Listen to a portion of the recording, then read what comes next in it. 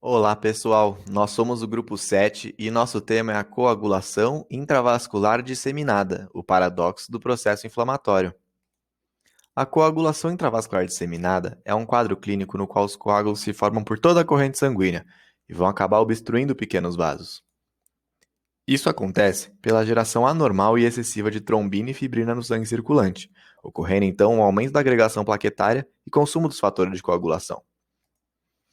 Por ter uma grande quantidade de plaquetas e fatores de coagulação sendo utilizados, não vai haver o suficiente para controlar sangramentos. Logo, vai causar hemorragia excessiva.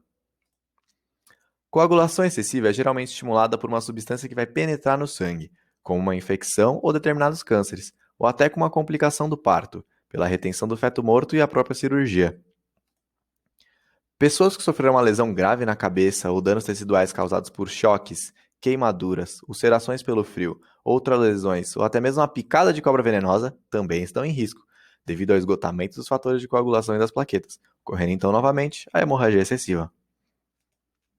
Agora, apresentando o que é essa patologia, vamos comentar sobre os processos fisiológicos que a desencadeiam. De modo geral, a fisiopatologia da coagulação intravascular disseminada é marcada pela ativação patológica da cascata de coagulação sanguínea. A cascata de coagulação tem início com a liberação do fator tecidual, FT, que vai complexar com o fator de coagulação 7, ativando o fator 10, que por sua vez se junta ao fator 5 ativado e ao cálcio ionizado para converter o fator 2 em fator 2 ativado, que é a própria trombina. Essa trombina vai transformar o fibrinogênio plasmático em monômeros de fibrina, que vão se polimerizar formando uma rede. Essa rede vai ser usada para revestir o aglomerado de plaquetas. Em pacientes com coagulação intravascular disseminada, a atividade dos principais reguladores da ativação da coagulação, como a antitrombina, a proteína C, a proteína S e o inibidor da via do fator tissular, estão inibidos, contribuindo assim para a formação e deposição da fibrina na microvasculatura. Em adição, a inibição da atividade fibrinolítica pelo aumento dos níveis do inibidor do ativador do plasminogênio do tipo 1, PAI1, na figura, resulta na remoção inadequada de fibrina, contribuindo para a trombose da microvasculatura. A ativação descontrolada do sistema de coagulação não resulta apenas em trombose, mas também em inflamação e proliferação celular, mediadas principalmente pela ação da trombina. Dessa forma, estabelece uma alça de retroalimentação positiva, que, se não controlada, pode progredir, promovendo lesão vascular, falência de múltiplos órgãos e até a morte. Passando agora para os sintomas da CID. Vamos primeiro ressaltar que a patologia pode desenvolver de duas maneiras, a lenta e a rápida. A CID lenta ocasiona manifestações tromboembólicas venosas, resultando geralmente em câncer, aneurisma ou hemangiomas cavernosos. A CID que evolui rapidamente, em contraste, causa trombocitopenia, depressão dos fatores de coagulação do plasma e fibrinogênio, sangramento para dentro dos órgãos, que, juntamente com as tromboses microvasculares, pode acarretar em disfunção e deficiência de múltiplos órgãos. A dissolução demorada de polímeros de fibrina pela fibrinólise pode resultar na ruptura mecânica dos eritrócitos, produzindo esquistócitos e hemólise intravascular leve. O diagnóstico da CID é feito por meio de um exame de sangue que contém os seguintes parâmetros: contagem de plaquetas, PT, PTT, fibrinogênio plasmático e dedímero plasmático. Esse diagnóstico vai ser confirmado se os resultados dos exames revelarem níveis altos do dímero D no plasma e um nível reduzido ou decrescente de fibrinogênio. Bom, o diagnóstico da CID lenta vai ser plausível quando os exames revelarem níveis elevados do dímero D, protrombina leve, PTT e PT normais ou discretamente alargados, fibrinogênio normal ou moderadamente reduzido.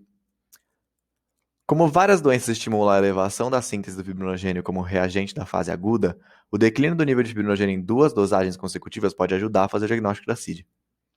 E vale ressaltar ainda que valores iniciais de PTT em CID lenta podem realmente ser mais baixos que o normal, provavelmente em razão da presença dos fatores de coagulação ativados no plasma.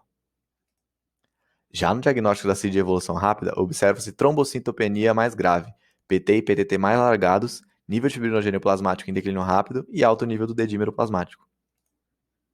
Um exame do fator 8 pode, às vezes, ser útil se a CID grave e aguda tiverem de ser diferenciadas da necrose hepática maciça, que pode produzir anormalidades similares nos estudos de coagulação. O fator 8 está elevado na necrose hepática porque ele é produzido nas células endoteliais hepáticas e liberado assim que elas são destruídas. fator 8 é menor na CID em razão da geração da proteína C, induzida por trombina, que gera proteólise da forma ativada do fator 8. No tratamento da CID, esse tratamento vai ser feito pela correção da causa e reposição das plaquetas e fatores de coagulação no plasma congelado. Vai ter também a adição do fibrinogênio para controlar o sangramento grave. Agora vamos para a heparina. A heparina é utilizada como terapia ou até profilaxia em pacientes que desenvolvem CID lentamente ou apresentam ou podem apresentar risco também de tromboembolia venosa. Além disso, o distúrbio que causou a CID, como um câncer ou infecção, poderá ser identificado e tratado, agindo dessa forma na raiz do problema. A CID que evolui de forma rápida deve ser encarada como emergência, pois pode levar o paciente à morte. Plaquetas e fatores de coagulação são transfundidos para substituir os que foram esgotados e, dessa forma, parar o sangramento. Agora, por que é um paradoxo? A CID é uma síndrome caracterizada pela ativação sistêmica da coagulação sanguínea, causando trombose microvascular difusa e podendo comprometer a função de múltiplos órgãos. Ela envolve geração anormal e excessiva de trombina e fibrina no sangue circulante. Durante o processo, ocorre aumento da agregação plaquetária e, novamente, o consumo de fatores de coagulação. Esse consumo acelerado de plaquetas e fatores de coagulação pode, por outro lado, dar origem ao estado de hipercoagulabilidade, o que vai conferir à CID uma característica paradoxal, na qual o excesso de coagulação pode causar uma diátese hemorrágica. Seguem as referências